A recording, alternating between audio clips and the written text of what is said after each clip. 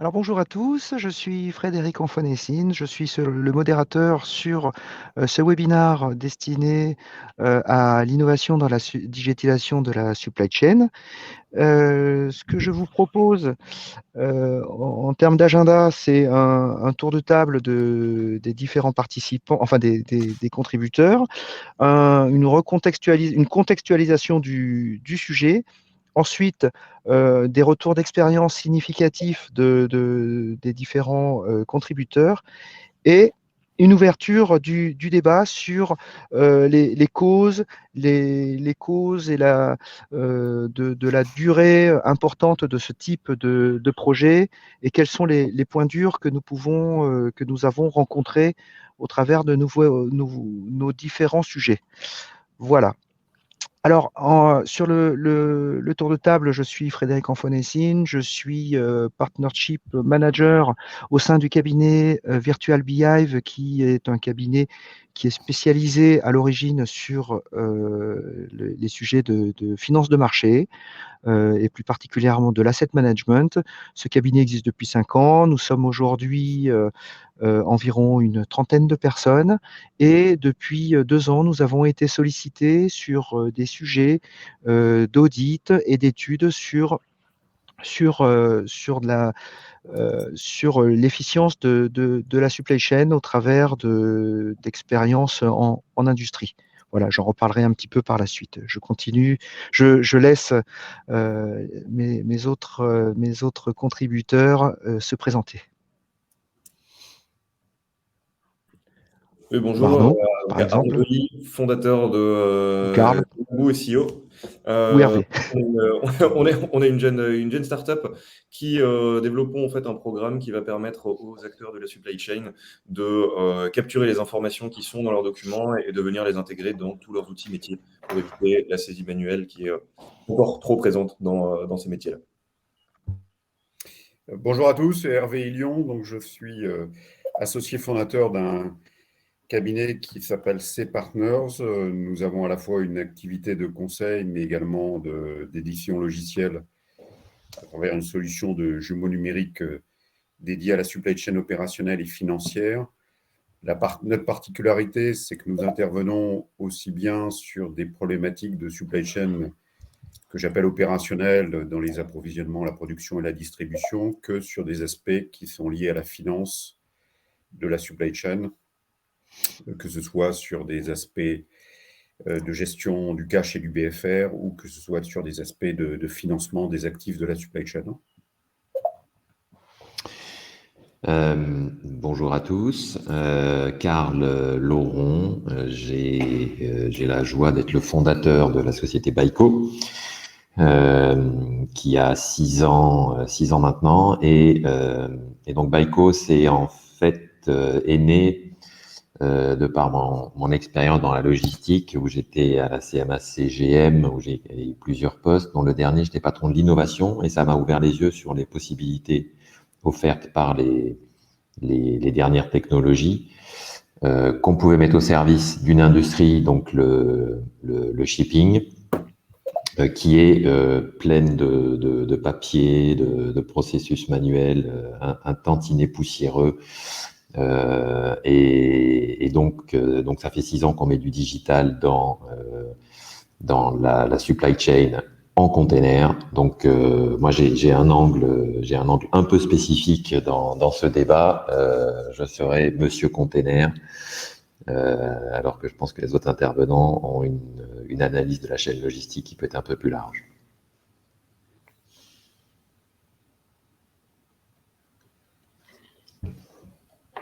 Voilà, alors je crois qu'on fait juste un aller-retour pour l'intervenant Frédéric qui arrive tout de suite.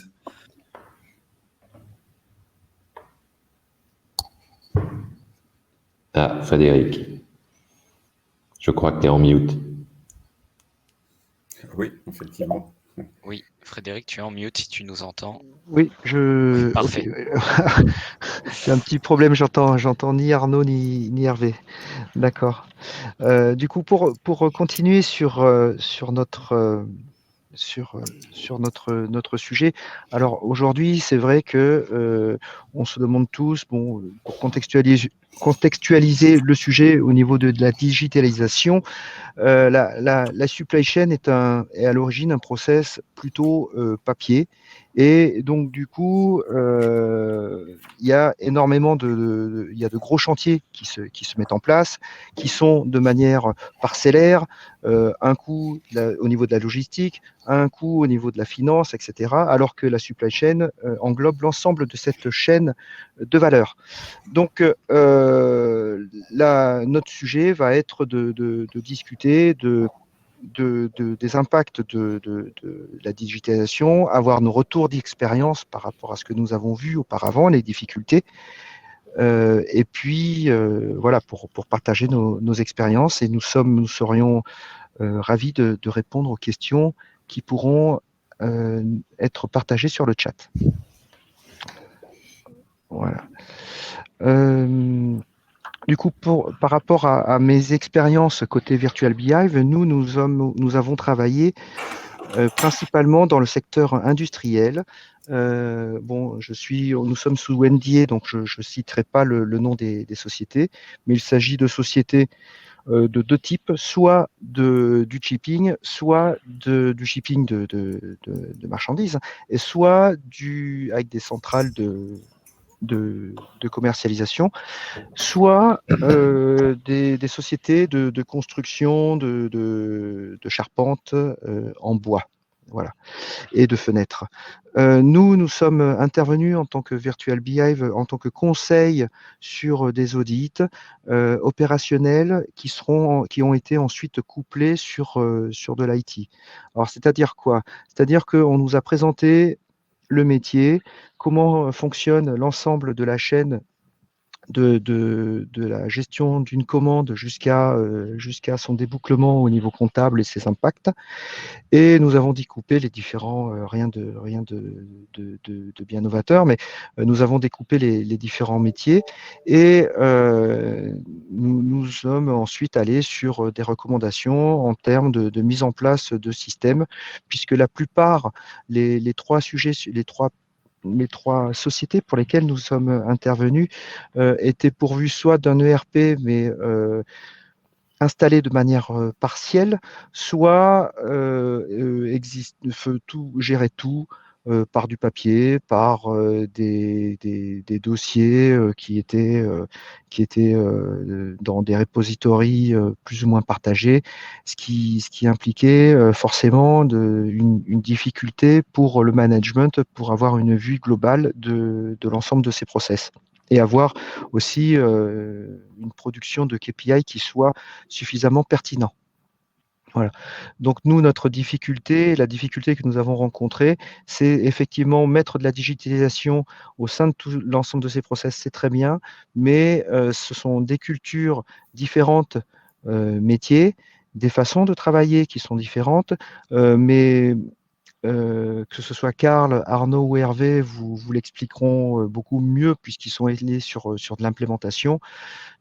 La supply chain nécessite de pouvoir mettre main dans la main tout un ensemble de personnes et parfois on arrive à une vingtaine, voire à une vingtaine d'interlocuteurs qui ne se connaissent pas tous forcément au niveau de leur métier et il faut pour cela que le système puisse faire parler tous ces gens-là et puis leur permettre d'être travaillés.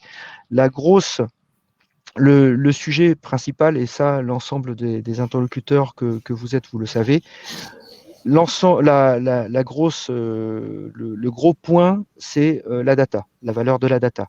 Et ça, nous savons, il y a surtout les gros chantiers sont de pouvoir centraliser les données, les ranger correctement pour qu'elles soient accessibles et utilisables par tous au travers d'un système qu'on espère que la plupart de nos clients souhaitent centraliser au maximum.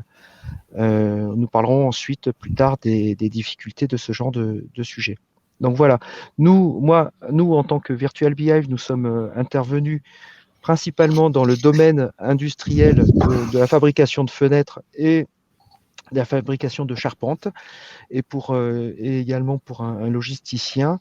Notre difficulté, les points les plus compliqués ont été de pouvoir faire travailler des métiers ensemble pour trouver des solutions, des solutions IT qui répondent à l'ensemble des métiers et des besoins du management.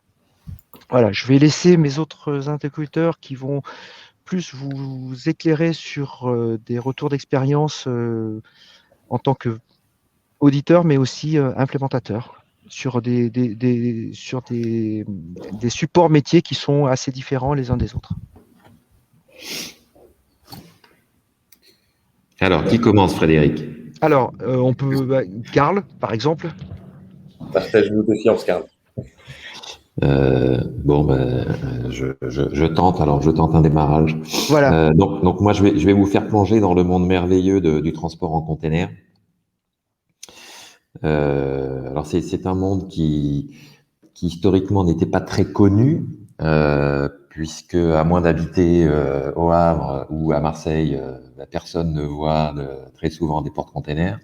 Pourtant, quand vous regardez autour de vous, la plupart des choses que vous voyez dans la pièce où vous vous trouvez a été à un moment donné transportées dans un porte-container, c'est assez probable.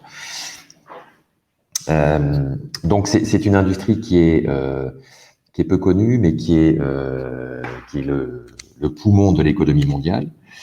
Et une des caractéristiques de cette industrie, c'est que entre un expéditeur et un réceptionnaire, la chaîne logistique est hyper longue. Donc effectivement, on est sur 20-25 différents intervenants, et chaque intervenant a son propre système, mais pour chaque intervenant, 80% de l'information de la chaîne logistique est également en dehors de son système. Et donc le challenge pour un importateur français, par exemple, c'est d'aller récupérer de la donnée de qualité auprès d'une chaîne logistique très très longue et disséminée sur plusieurs pays. Donc ça c'est vraiment l'état dans lequel se trouve l'industrie aujourd'hui. On parle de digitalisation, mais il y a encore un certain nombre de processus qui restent des processus manuels, que ce soit les déclarations en douane, par exemple. Elles requièrent parfois des certificats d'origine originaux, elles requièrent des BL originaux en papier qui ont été émis au niveau du pays d'expédition et qui sont envoyés par DHL au niveau du pays de réception. Et donc, on est véritablement sur une chaîne logistique aujourd'hui qui est, je dirais, plus en cours de digitalisation que vraiment digitalisée. Donc, il y a un certain nombre d'acteurs, Arnaud en particulier vous parlera de Naboub, sa société qui est fantastique de ce point de vue-là. Mais on n'est pas encore, je dirais, au vent de la bouée sur la partie digitalisation de la supply chain. Ça reste encore un milieu qui est un peu misérable sur l'aspect coordination. Donc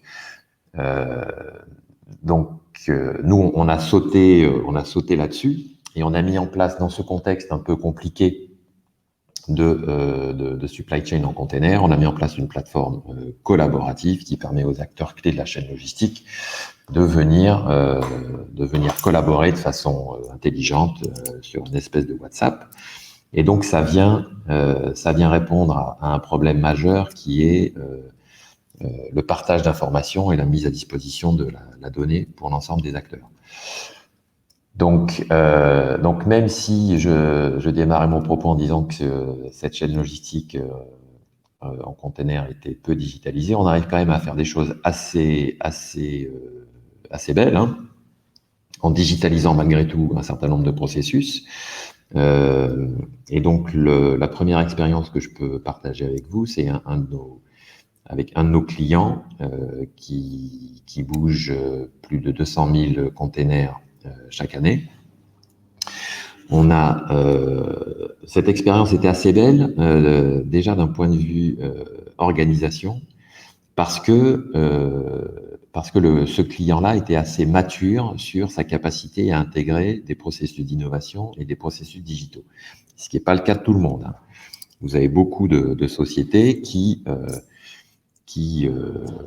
font un POC ici ou un POC là pour se donner un peu de frisson de digitalisation, mais qui ne passent jamais à l'échelle, qui ne passent jamais à je prends cette innovation et je la déploie sur l'ensemble d'un groupe. Et donc ça, quand on est une start-up, comme Arnaud ou moi-même, trouver des clients qui sont dans cet état d'esprit, de véritables promoteurs d'innovation, et ensuite qui ont cette volonté de passer à l'échelle, ça c'est une chance assez importante. Et donc pour nous, start-up, identifier ces clients-là, c'est vraiment capital. Alors qu'est-ce qu'on a fait avec ce client-là? Donc on a démarré par un pilote, on a testé, on a vérifié que ce qu'on apportait correspondait à leurs attentes. Et puis ensuite, on a travaillé sur l'intégration informatique. Donc, on vient prendre de l'information de leur SAP, et cette information, on vient la nourrir, l'enrichir de données qui sont à l'extérieur du SAP de ce client. Et ces données sont rentrées par les compagnies maritimes, par des déclarants en douane, par les fournisseurs, par les sociétés qui réceptionnent les marchandises. En attendant, on a sur un seul et même endroit l'ensemble des informations clés et des documents clés qui permettent de réaliser un transport de façon digitale. Donc ça, c'était la première phase de déploiement qui a pris quelques mois. Et là, maintenant, on est sur une phase qui est encore plus intéressante, parce que le challenge est vraiment fort. C'est qu'on est passé d'une phase de digitalisation à une phase d'automatisation. C'est-à-dire qu'une fois qu'on a les données, une fois qu'on a identifié comment fonctionnaient les moments clés de la vie d'un transport, eh bien, on s'est donné les moyens pour automatiser l'ensemble de ces tâches, en particulier sur la gestion avec les compagnies maritimes. Donc, en fait, on se retrouve dans une situation où on prend des données du SAP de notre client, et on va venir rassembler l'ensemble des données qui sont nécessaires à une automatisation de l'envoi d'une demande de réservation auprès de la compagnie maritime, de l'envoi d'une demande de contrat auprès de la compagnie maritime, donc ça s'appelle des shipping instructions pour faire des BL. Ceux qui font du trade finance connaissent l'importance du BL dans le monde du trade finance. Mais on a réussi avec ce client à aller jusqu'à ce point-là, c'est-à-dire passer d'un processus papier à digital, et passer d'un processus digital à un processus automatisé. Et ça, je pense que véritablement, c'est une direction et une voie de développement et de digitalisation pour les acteurs de la chaîne logistique qui est hyper intéressante, quoi. C'est donc identifier les innovations, être capable de passer à l'échelle, et ensuite automatiser. Alors, je vais peut-être passer la parole à mes collègues sur les succès qu'ils ont eus dans la digitalisation, mais en tout cas pour nous, rencontrer ce client-là, ça a été une grande chance. Et je peux vous dire qu'ils ne sont pas tous comme ça, hein. Je peux vous dire qu'il y a des clients, c'est c'est vraiment, ils sont dangereux, quoi. Il y a des sociétés qui sont dangereuses pour des startups, c'est-à-dire qu'elles vous font miroiter des tas de choses, et en fait, elles se font juste peur, ou elles prennent un petit frisson d'innovation et de digital sans jamais passer à l'échelle. Très bien. Merci beaucoup, Karl, pour ce partage ce retour d'expérience et effectivement sur le constat que tu as fait par rapport au fait qu'il y a une première étape sur auditer la partie papier, passer en digitalisation. Pourquoi? Pour aller sur l'automatisation. Donc, c'est très bien dit. Et effectivement, je pense que Arnaud peut partager aussi ses expériences par rapport à un sujet qui est très papier et qui va pouvoir nous expliquer dès à présent. Ouais, bien sûr. Karl, en tout cas, merci, merci pour l'intervention. Je ne peux que qu'être d'accord avec ce que tu dis. Et c'est le problème, on va dire, dans des industries qui sont aussi grosses et aussi anciennes que la supply chain et la logistique de manière générale. Il y a toujours cette anecdote qui me fait toujours marrer, c'est que dans un secteur, en tout cas, qui a envoyé tous ces documents par la poste, lorsque le fax est arrivé, eh bien, la plupart des gens ont mis à peu près 10 ans à adopter le fax, alors qu'en fin de compte, ça leur permettait déjà d'économiser énormément de temps. Donc, on est vraiment dans une industrie qui a du mal à changer. À juste titre, hein, si on prend en France, par exemple, on a mis 10 ans à essayer d'imposer aux entreprises de passer à la facture électronique. Ça devait passer en 2025, ça a déjà été repoussé à 2027 parce qu'on sait que c'est complexe. Alors, comment est-ce que vous voulez que dans 2 pays ou plus, avec des organes étatiques comme les douanes, etc., eh bien, vous alliez dire à tout le monde, bah, maintenant, tout le monde va être digital, la techno existe, donc tout le monde la prend. Eh bien, c'est pas du tout comme ça que ça fonctionne.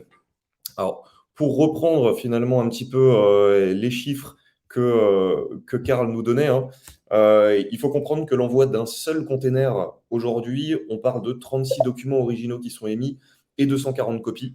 Donc de la facture aux documents de transport, en passant par des certificats d'inspection phytosanitaire et un peu tout ce que vous voulez. On a 27 acteurs de bout en bout, de l'exportateur jusqu'à l'importateur, en passant bien évidemment par des transporteurs de chaque côté. Si vous êtes à Paris et que vous voulez envoyer quelque chose en Chine, un camion, ça suffira pas. Donc généralement, vous allez avoir beaucoup de gens qui vont s'en occuper.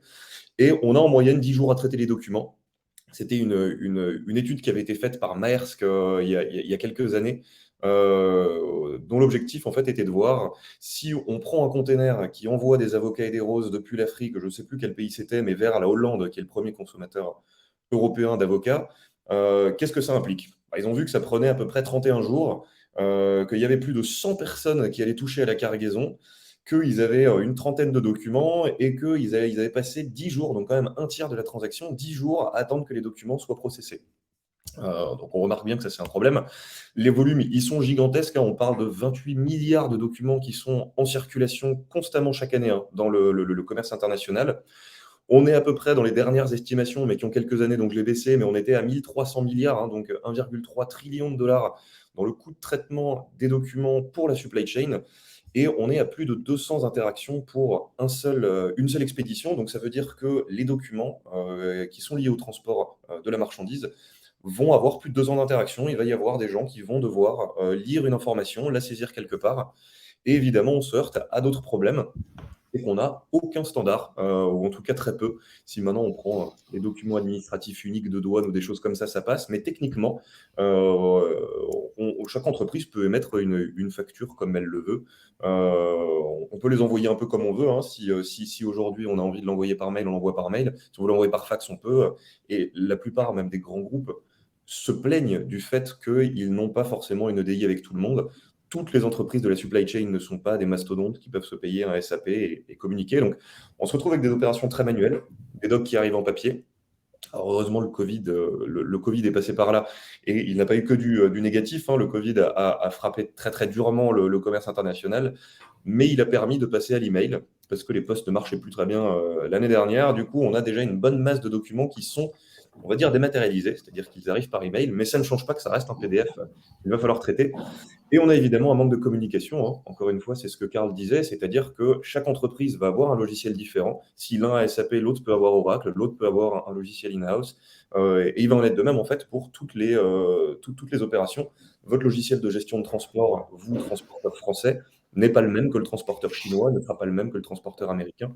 Et même dans le même pays d'ailleurs, les différences sont assez grandes. Le résultat, en fait, il est qu'on se retrouve avec des opérations qui restent quand même très manuelles. Et aujourd'hui, très souvent, l'innovation qui est proposée, c'est simplement de dire on est capable de faire de la techno de pointe, on peut faire des choses vachement complexes. Vu que c'est là, tout le monde va abandonner le papier. On l'a vu avec la blockchain, par exemple, hein, à partir du moment où le sujet est venu sur la table, à partir de 2016-2017, beaucoup de banques ont investi énormément dans des plateformes blockchain. Et bon, aujourd'hui, il y en a beaucoup qui comptent leur bille, parce qu'on remarque que c'est 0,1% des transactions qui vont être faites avec ça, en tout cas aujourd'hui. Et le problème, c'est que une blockchain américaine ne passera pas en Chine, et inversement, et en Europe, c'est d'autres qui ne passeront pas, et puis chacun a sa blockchain, et puis ensuite, on en veut d'autres. Le problème, c'est qu'aujourd'hui, il faut partir du principe que le papier, il est là pour rester. Certes, il représentera peut-être plus que 50% des transactions dans 10 ans, mais pendant 10 ans, il représentera toujours la majeure partie, et dans 10 ans, ce sera toujours 50%. Le papier ne sera pas toujours structuré. On voit bien en France, hein, juste pour les factures, encore une fois, ce sera 2027 et ils vont sûrement encore le repousser. Avant d'avoir la facture du fournisseur qui est dans une région reculée de la Chine et de lui dire va sur ma blockchain et fais la facture, ça n'arrivera pas tout de suite. Donc il faut être capable de proposer des solutions pour déjà digitaliser ça, ajouter un standard sans forcer les gens à changer. Les gens ne veulent pas changer dans le secteur, donc il faut réfléchir à l'innovation pour dire on va vous apporter quelque chose pour que vous bénéficiez du digital sans que vous ayez à changer la manière que vous avez en tout cas aujourd'hui de transmettre de l'info. Si vous voulez prendre du document, gardez votre document, grand bien vous fasse.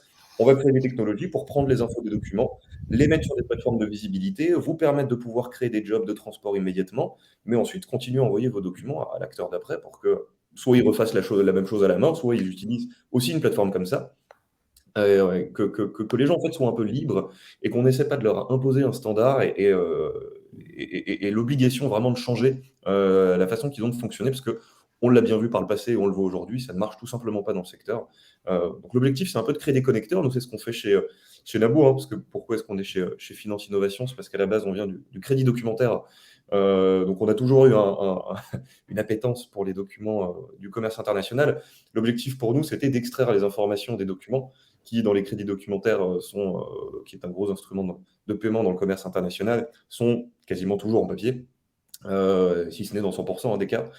Et l'objectif, c'était d'extraire ces informations pour aller vérifier la conformité avec des termes de crédit et des réglementations internationales que seuls les initiés connaissent. On a fini en fait par se rendre compte, au vu des chiffres que Karl donnait avant et que je répétais, que les crédits documentaires sont très loin d'être les seules transactions qui sont problématiques et les banques et les exportateurs sont très loin d'être les seuls acteurs à avoir des problèmes. Le problème, il est beaucoup plus axé sur le document, et donc c'est pour ça que nous, ce qu'on fait chez Nabo, en fait, c'est de dire aux gens, on ne vous force pas en fait à changer, on sait que c'est compliqué, donc on s'en fout un petit peu en fait de quelle est la source de données que vous avez, si c'est de l'email, si c'est du document scanné, si c'est du PDF, de l'EDI, si c'est du serveur. Nous, on fait un point d'entrée unique en fait pour ces documents et cette donnée. Et ensuite, nous, on va, entre guillemets, créer un standard qui va être capable, lui, de communiquer. Et un hub d'intégration avec un store d'API qui va dire quels sont les outils métiers, les logiciels métiers que vous utilisez. Et nous, on va pousser la bonne donnée au bon endroit. Donc l'objectif, par exemple, hein, quand on a des plateformes comme Baiko, c'est de se dire que des utilisateurs de Baiko, s'ils reçoivent des documents à la main, pourquoi les prendre et aller taper à la mano énormément d'infos là-dedans, puis ensuite la retaper dans son ERP, puis la compta dans le logiciel de compta, et l'envoyer à l'acteur d'après pour qu'il refasse la même chose. Et ben, le but plutôt, c'est de dire, vous voulez pas de standard, vous voulez pas changer vos documents, ne les changez pas, vous les mettez dans une sorte de converteur comme ça qui va servir de hub d'intégration et qui, lui, s'occupera de communiquer derrière, ce qui fait que vous permettez vraiment aux entreprises de continuer à fonctionner comme elles le font aujourd'hui, sans trop les brusquer vers le changement dans un secteur qui, manifestement, n'aime pas trop ça. Alors, peut-être, tant que j'y pense, Arnaud, là, tu faisais référence à une anecdote. Moi j'en ai une qui est vraiment une de mes préférées sur l'impact entre ce que tu évoquais sur le temps de traitement des documents et la supply chain. Donc moi, j'ai été en contact avec un exportateur dans le sud de la France qui exportait vers l'Algérie et donc avec des lettres de crédit. Et donc je lui disais, bon, super. Donc là, tu es dans le sud de la France, donc tu mets tes trucs dans un container et tu les envoies en Algérie à partir du port de Marseille.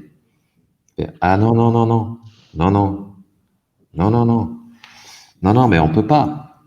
On peut pas. On les envoie en camion au Havre et ensuite du Havre, on les envoie en Algérie parce que si on les envoie de Marseille, le temps de mer est trop court et donc on n'a pas le temps de traiter les LC à l'arrivée et du coup les containers restent sur le stock, sur un storage sur le port d'Alger. On paye des detention, demurrage et du storage Frais d'entreposage douanier. c'est incroyable de l'entreposage. Et donc, bien que dans le sud de la France, on envoie un camion au Havre pour aller en Algérie. Donc là, on est quand même, enfin, il faut quand même se rendre compte de ce que ça veut dire, quoi.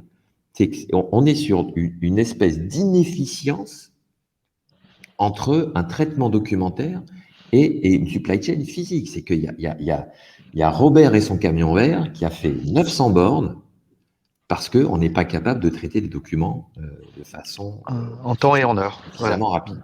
Mhm. Donc la relation entre les documents et la supply chain physique, elle existe. C'est pas une vue de l'esprit de théoricien.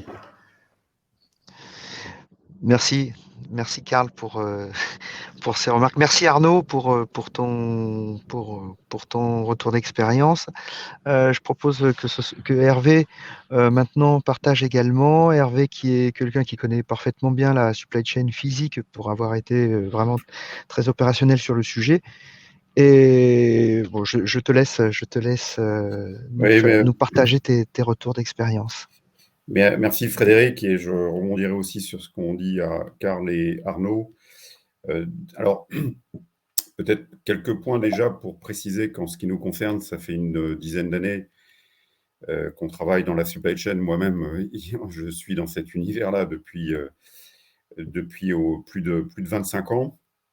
Et donc, c'est aussi intéressant à partager avec vous ce que finalement la digitalisation apporte et à l'aune de l'expérience qu'on a pu accumuler toutes ces années, puisque on travaille bien sûr sur la logistique au sens où elle vient d'être évoquée, notamment évidemment sur le maritime, le transport, mais on travaille aussi sur tout ce qui sont les problématiques de prévision, de planification de la demande, de la gestion des stocks, de la planification de la production, des approvisionnements qui sont aujourd'hui évidemment très médiatisés avec toutes les ruptures dues à la crise.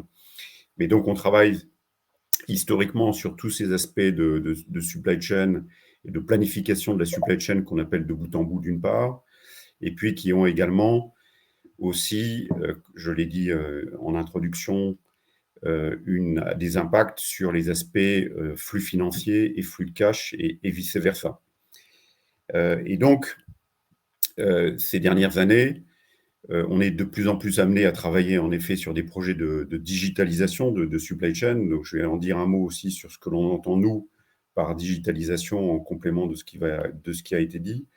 Mais peut-être un mot avant pour préciser finalement les enjeux aujourd'hui et qu'est-ce que la digitalisation apporte à la fois par rapport à l'existant des supply chains, mais aussi par rapport aux enjeux tels qu'on les côtoie, puisqu'on travaille aussi bien dans des filières industrielles, aéronautiques, automobiles, luxe et autres, que dans des filières de distribution, donc dans des logiques aussi bien B2B que B2C. J'ai coutume de dire qu'il y a finalement 3 enjeux qui ne sont pas forcément nouveaux, mais qui sont devenus de plus en plus critiques. D'un point de vue business sur la supply chain, il y a un enjeu clairement d'agilité. Tout le monde en parle de l'agilité, mais on le voit bien à travers les ruptures et les risques croissants. Donc, comment pouvoir piloter des supply chains de manière de plus en plus flexible et qui puissent être configurées le plus rapidement possible. Et par exemple, il y a 20 ans, on travaillait sur des supply chains dont on savait que pendant 2 ou 3 ans, elles n'allaient pas beaucoup évoluer. C'est évidemment plus les cycles auxquels on doit faire face aujourd'hui. Il y a un enjeu de plus en plus critique d'accélération des flux. Et ce qui est intéressant, c'est que l'accélération des flux, on la connaît bien en B2C, tirée par le e-commerce et par évidemment tout ce qui se passe depuis quelques années dans ce domaine-là. Mais on voit que l'accélération des flux elle se propage aussi de plus en plus dans le B2B, ce qui pose d'ailleurs un problème, mais ce n'est pas le propos aujourd'hui sur la contradiction avec la décarbonation, mais je ne vais pas ouvrir ce sujet-là, ça en ferait trop. Et puis, il y a des enjeux que j'appelle, moi, de réduction des asymétries d'information entre les acteurs d'une supply chain. C'est un peu les 3 A, si vous voulez, l'agilité, l'accélération et les asymétries. Et évidemment, ces asymétries d'information entre des fournisseurs, des logisticiens, des producteurs, des clients, finalement, ça coûte très très cher à tous les acteurs. Et c'est aussi un des enjeux aujourd'hui majeurs sur lequel toutes les technologies et la digitalisation apportent un certain nombre de leviers. Alors, c'était le point sur lequel je voulais aussi en venir. En tout cas, vu par rapport au projet qu'on mène nous, de qu'est-ce que l'on fait en matière de digitalisation, qu'est-ce qu'on appelle la digitalisation et en quoi ça répond à un certain nombre de défis que je viens d'évoquer. Il y en a un premier, clairement, c'est l'amélioration de la visibilité de bout en bout.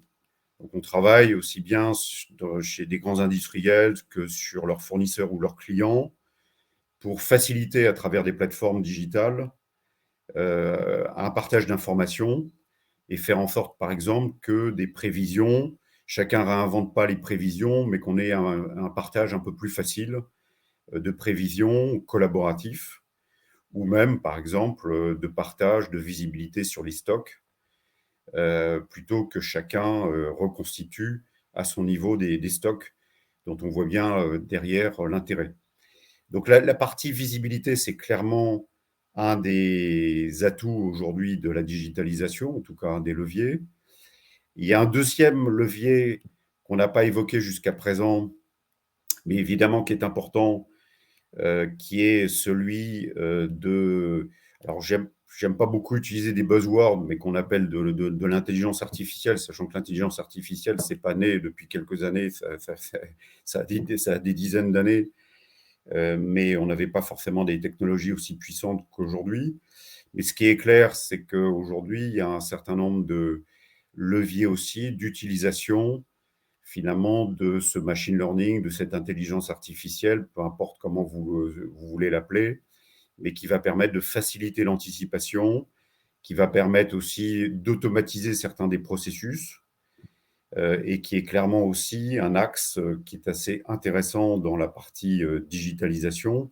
Et puis, il y a un troisième aspect, bien entendu, qu'on peut mettre aussi dans la digitalisation 4.0, qui sont tous les aspects de mécanisation, de robotisation.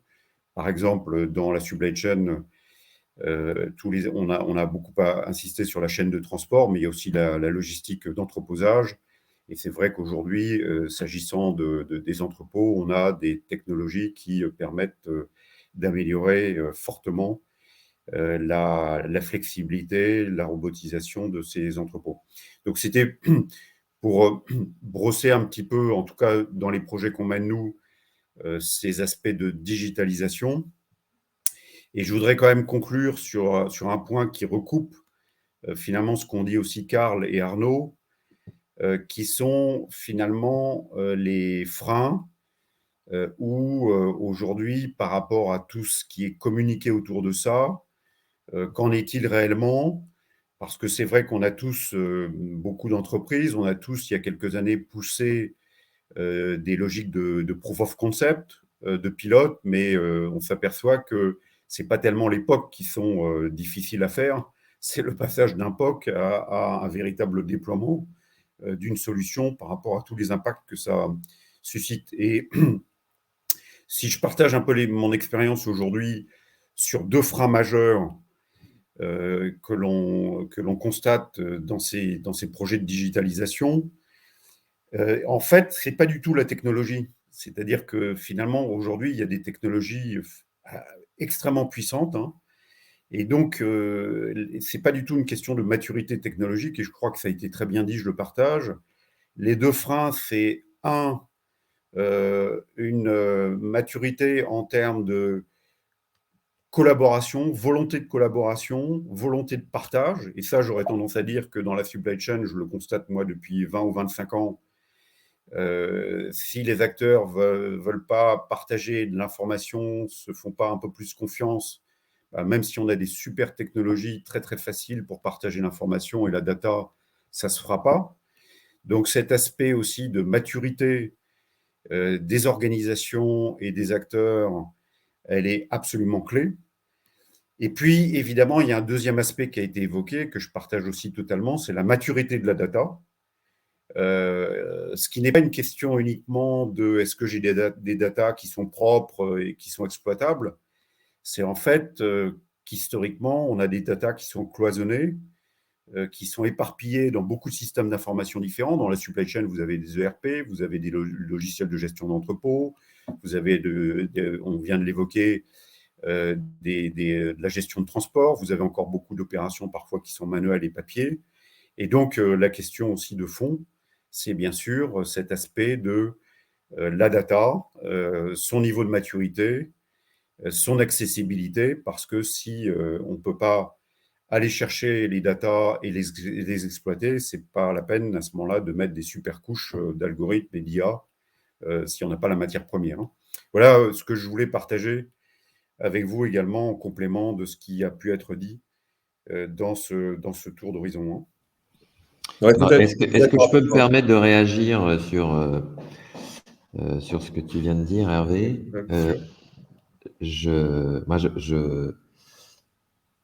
Tu voulais pas évoquer la partie environnement CO2. Moi, je pense qu'on peut pas l'éviter, quoi. Et ça va devenir un des enjeux majeurs de la gestion de la chaîne logistique de demain, c'est d'arriver à intégrer ces problématiques de CO2. Et du coup, nous, ce qu'on voit, en tout cas chez certains de nos clients, c'est que effectivement, la chaîne logistique en container, elle est très compliquée. Choisir le bon navire, c'est hyper compliqué. Il y a des problèmes d'allocation, des problèmes de disponibilité de containers. Enfin, c'est compliqué. C'est vraiment compliqué. Et donc, imaginez que de dire à un opérationnel, ah ben alors, ok, donc c'est déjà compliqué, mais en plus, mec, il va falloir que tu gères le CO2, quoi. Et donc, il va falloir que tu choisisses les moyens de transport qui sont les moins émissifs, que tu fasses de l'optimisation sur les routings pour prendre les bons ports de départ et les bons ports d'arrivée. C'est juste impossible. C'est juste impossible. Et donc, comme tu disais, Hervé, on est capable de faire des choses incroyables avec de la bonne techno et de la bonne data. Il me semble primordial d'utiliser cette liberté que la digitalisation nous donne, d'utiliser cette capacité d'analyse que la digitalisation nous donne parce qu'on a les bonnes data, pour le mettre au service d'une cause qui va devenir fondamentale pour l'ensemble de la société, c'est le CO2. Donc on a été, je pense, biberonné depuis 30 ans sur on fait du digital pour devenir plus productif, gagner plus d'argent. Je pense que maintenant, notre impératif sociétal, c'est d'utiliser cette capacité digitale et la mettre au service d'un enjeu qui nous dépasse, c'est la réduction des émissions dans la supply chain. Et ça, on y arrive. Aujourd'hui, il y a des startups qui arrivent à identifier la consommation d'un navire bien spécifique en fonction de son âge, de sa motorisation, de son fuel, en fonction de son port de départ, de son port d'arrivée, de son routing, de sa vitesse. On est capable, au moment où on va prendre la décision de faire tel ou tel choix de tel ou tel navire, on est capable de dire « je vais prendre ce navire parce que ça correspond à mes contraintes opérationnelles et en plus, je sais que c'est celui qui est le moins émissif de tous les navires que je pourrais prendre cette semaine. » Et bien ça, je pense que c'est une une raison d'espérer et un driver hyper fort pour la mise en place de solutions digitales au sein de sociétés, c'est qu'on va avoir cette liberté de pouvoir mettre cette techno au service d'autre chose que du profit, mais au service de la réduction du CO2. Alors, je rebondis de 2 minutes parce que tu as raison d'ouvrir complètement ce sujet-là. Tu as 1000 fois raison. Sur cet aspect-là, je donne 2 exemples. Et en plus, on va faire le bridge avec la finance assez facilement là-dessus. Le premier, c'est qu'aujourd'hui, de plus en plus, les financiers, que ce soit d'ailleurs des banques ou des investisseurs, intègrent cette fois-ci réellement de plus en plus ces objectifs de décarbonation dans leur choix d'investissement ou dans leur choix de financement. Et je commence à voir clairement les impacts sur les industriels, sur le retail et donc sur la supply chain. Et là, c'est en train de s'accélérer extrêmement fortement. Donc, quand on parlait, puisque j'évoquais le fait qu'on travaille aussi sur les problématiques de financement des actifs de la supply chain et de pilotage des flux financiers, puisque tout à l'heure, j'ai beaucoup insisté sur les flux physiques, mais en fait, on travaille aussi simultanément sur les flux physiques, financiers et l'intégration des deux. Et ça c'était un moteur qui va devenir extrêmement puissant pour faire évoluer les supply chains. Et je ne peux qu'abonder sur le fait que c'est un des critères qui va devenir absolument déterminant sur la reconfiguration des supply chains.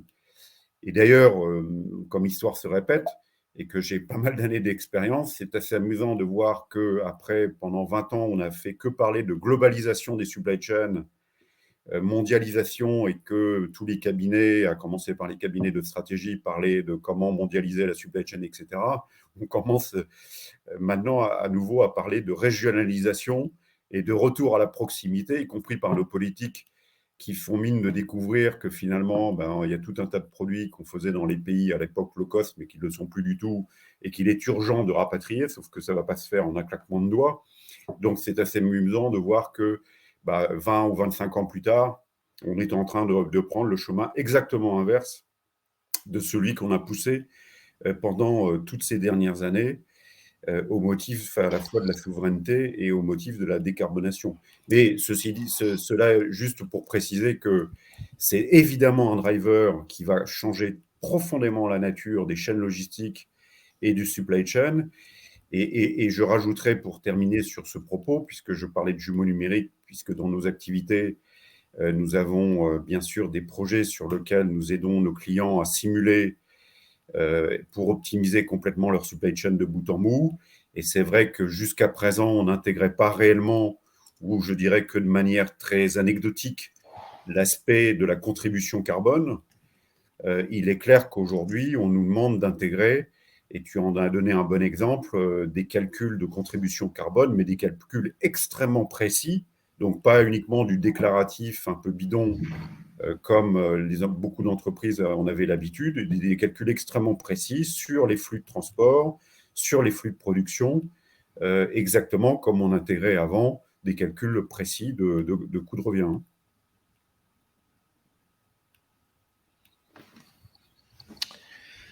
Alors, je crois qu'il y a une question. Effectivement, il y a une question, une question qui nous a été posée sur l'évolution de cette crise logistique. Est-ce que rajouter des containers résout le problème? Je pense que Karl est le bon interlocuteur pour répondre à cette question. Alors, comme j'ai un peu de poil aux pattes, j'ai déjà vécu quelques crises dans un sens ou dans l'autre dans la partie shipping. Et en fait, ce qui se passe aujourd'hui est en fait assez simple, hein. C'est que la demande a explosé.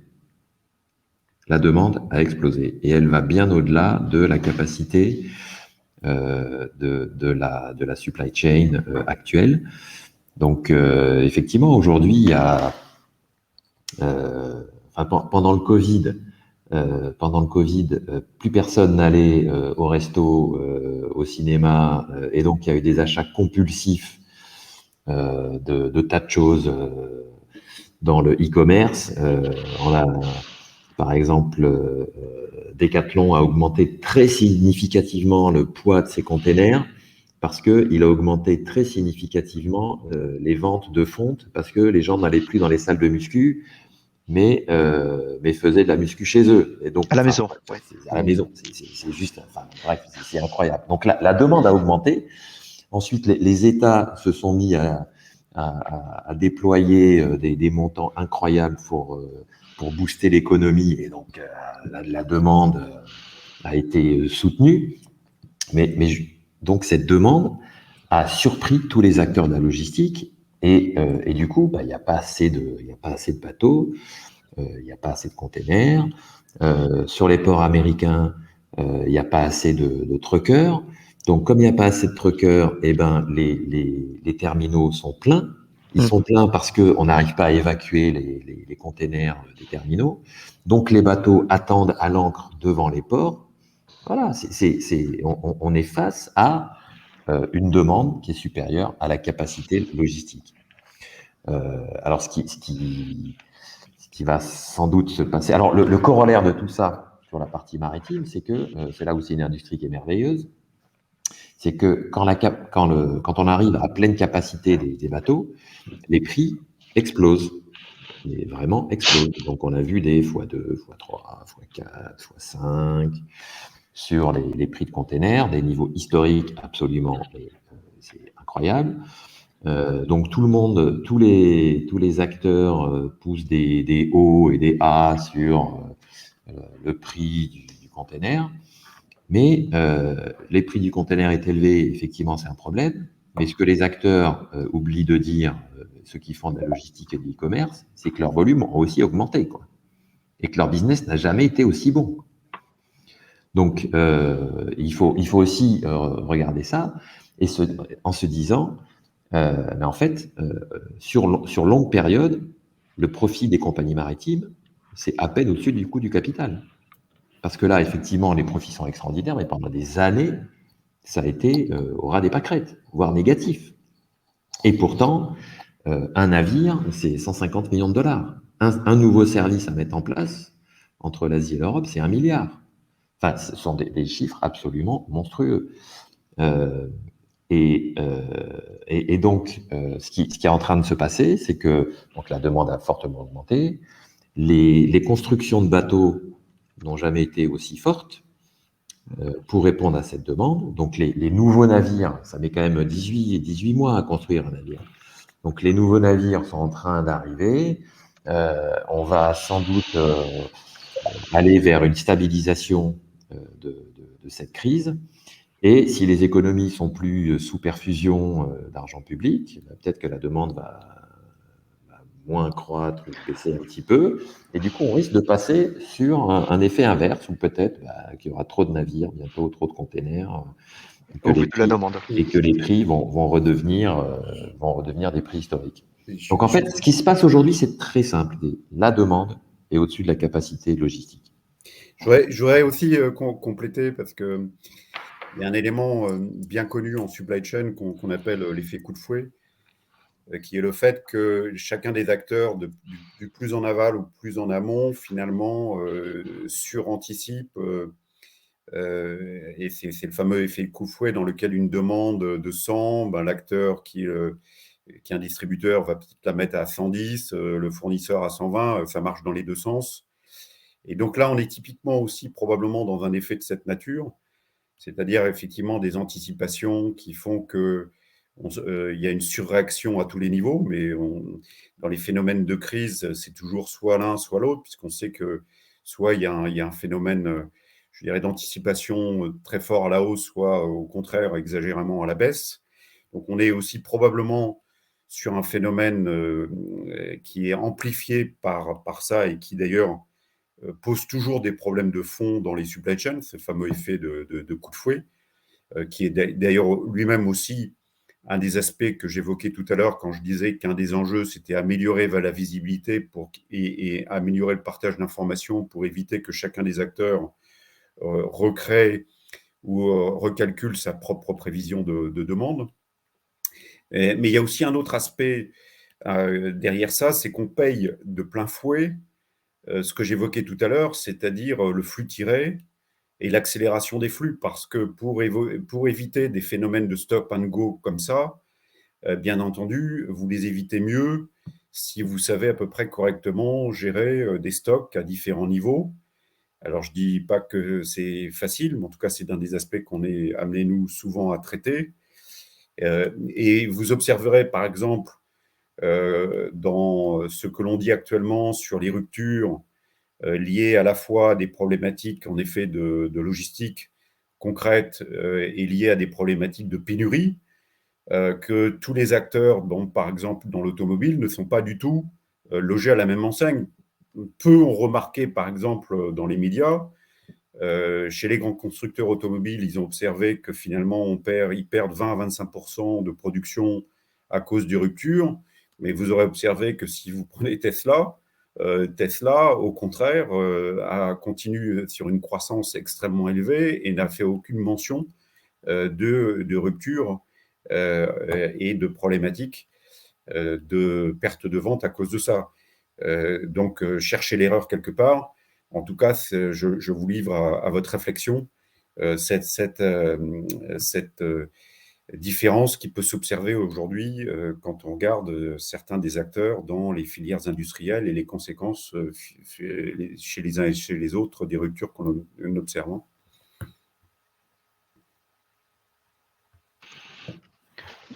Merci Hervé pour ce partage. Et effectivement, une des questions également était, ou une des remarques était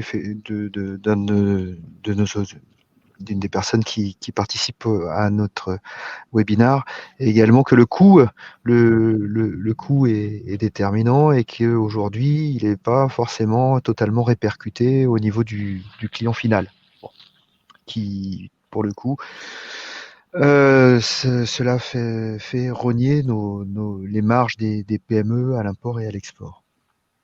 Voilà.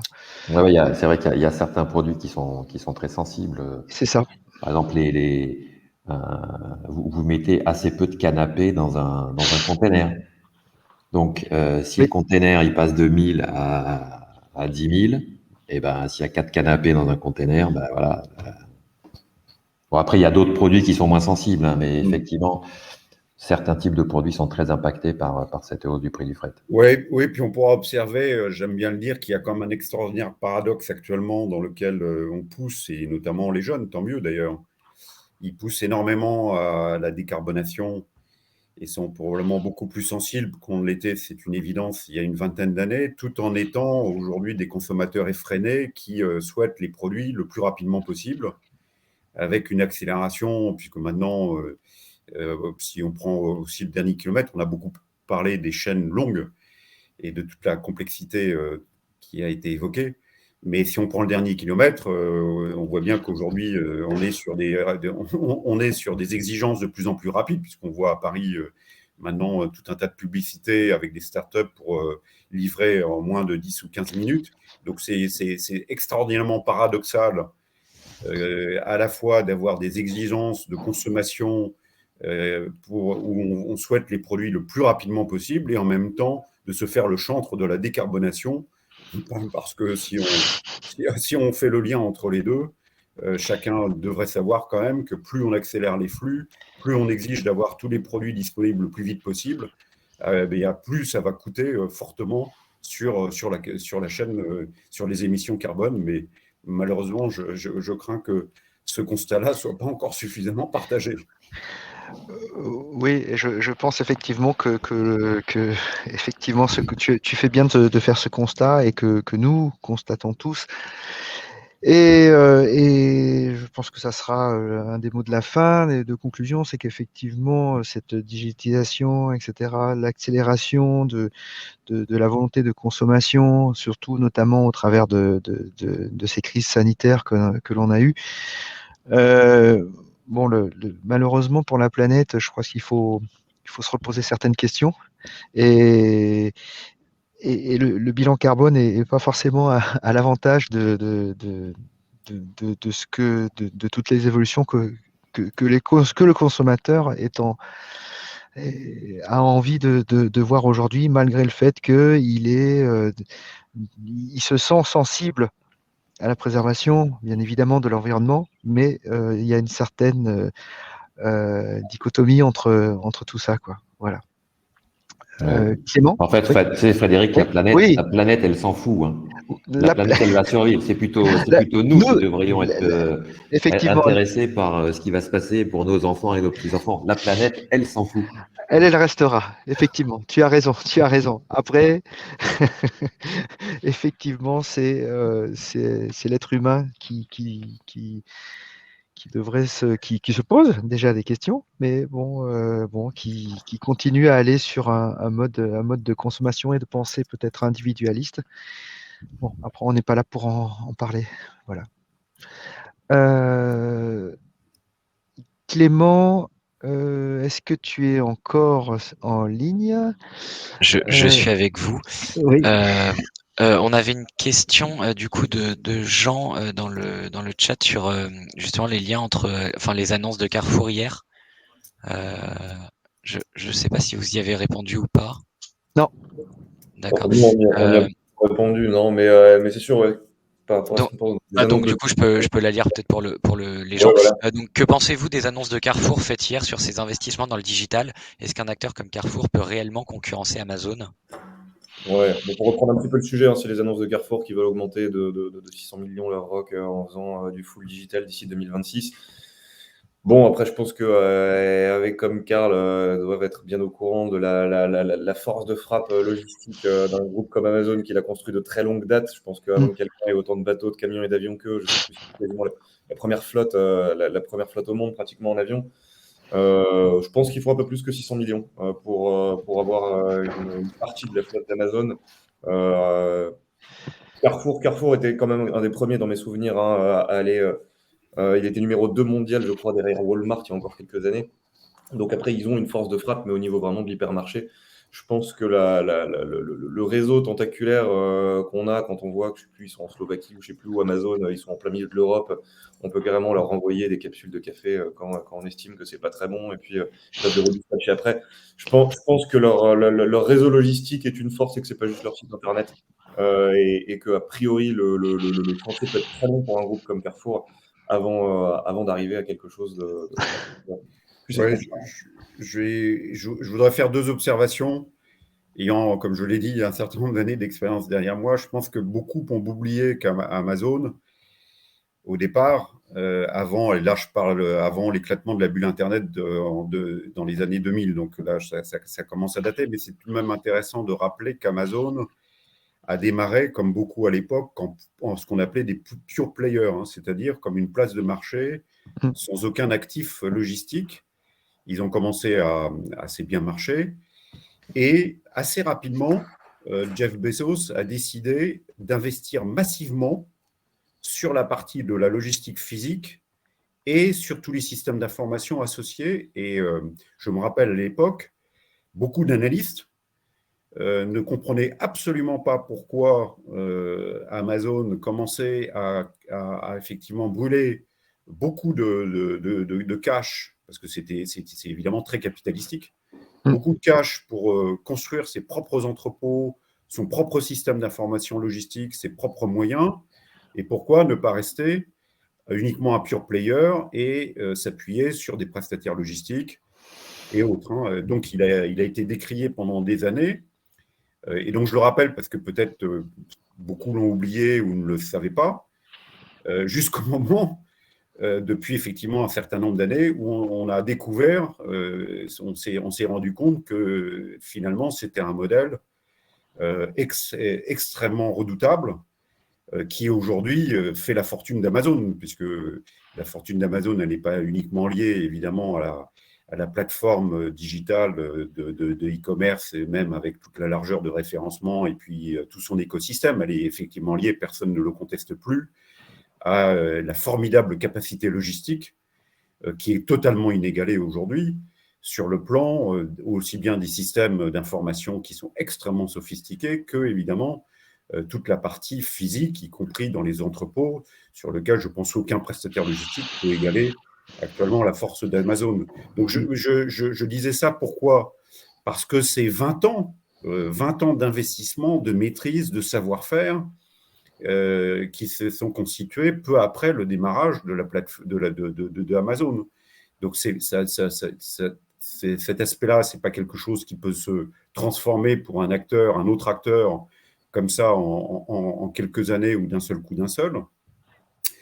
C'est tout un business model en soi qu'il faut pouvoir, à ce moment-là, reproduire, et c'est loin d'être facile.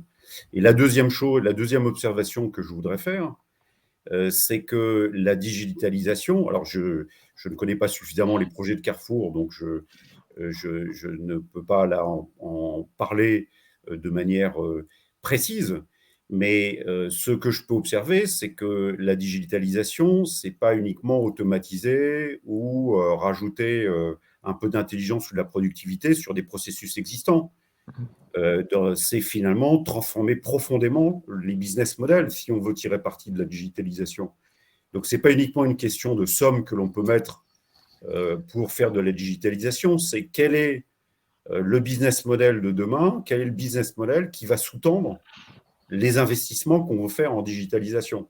C'est ça la question à la fin de la journée. Hein. Je suis d'accord. Dans mes souvenirs, je crois que c'était 3 milliards par an pendant pas mal d'années Amazon en termes d'investissement. Et la Carrefour veut mettre 3 milliards entre 2022 et 2026. Donc, il faut quasiment comparer 10 ans à 3 milliards par an à 3 milliards sur 4 ans. Ah oui, mais même… Un objectif et une ambition qui n'est pas peut-être exactement la même. Même, je pense qu'à Amazon, c'était même plus de 10 ans, parce que je pense qu'ils ont commencé leurs investissements physiques dans les entrepôts, etc. Je pense que c'est presque dans les années 2020, peu après l'éclatement de la bulle. De début des années 2000, alors, donc quasiment 20 ans. Ah oui, tout à fait. Ouais. Non, mais il faut l'espérer que ça marche, ce truc de Carrefour. Ah oui, bien sûr. C'est quand même magique d'avoir un petit… Si on aimerait que ça marche, la question est… Un acteur français. Ça va marcher. Non, mais bien sûr. Non, mais c'est quand même pas des… C'est pas des lapins de l'année non plus. Non. Ils ont une vraie… Il n'était il n'y a pas si longtemps numéro 2 mondial derrière Walmart. C'est sûr qu'ils ne sont pas nés de la dernière pluie. Carrefour, ça reste un Donc, très bon de concurrencer un groupe comme Amazon, je pense que ce n'est pas aussi facile et que ce n'est pas juste en mettant 3 milliards sur 4 ans et en ayant l'ambition d'arriver dans le digital qu'on concurrence aussi facilement un mastodonte comme Amazon qui, en l'occurrence, bien sûr. Après, tu sais, les Français ont un vrai génie pour faire beaucoup plus avec beaucoup moins d'investissement. Donc tout est possible. Mais dans ce secteur d'activité, juste un ordre de grandeur, c'est que un freight forwarder digital qui s'appelle Flexport, qui est basé à Los Angeles, donc c'est juste un transitaire. C'est un transitaire. C'est pas Carrefour. Un transitaire. Il a levé 1 milliard. Avec SoftBank, exact, oui. 1 milliard pour un transitaire. Donc, effectivement, même si on est capable de faire beaucoup avec beaucoup moins d'argent, peut-être qu'à la fin, ce sera un petit peu plus salé, quoi. C'est vrai, c'est très sympa. Bon, merci beaucoup. Mais espérons-le. Et puis d'ailleurs, si on pouvait avoir non seulement un Carrefour sur la partie logistique, mais un Carrefour aussi sur l'entreposage de données qui soit un peu plus souverain, français, européen, que de mettre toutes nos datas soit chez Google, soit chez Microsoft, soit chez Amazon. Voilà, ce serait pas mal non plus, quoi. Non, mais on en a un, Karl, pour le coup. On a quand même OVH. Ouais. On en a, bien sûr. Mais enfin, je vais te dire ouais, on en a. OK. Bon, c'est vrai. Merci beaucoup. Merci à tous. Merci Karl, Hervé, Arnaud, Clément pour l'organisation. Donc, bon, gardons espoir pour une digitalisation à la française. Voilà. Et puis, pensons quand même au bilan carbone, bon, pour la planète, mais surtout pour les habitants de cette planète. N'est-ce pas, Karl? Exactement. Merci à tous. Au revoir. Merci. Un grand merci à tous. Bonne journée. Au revoir.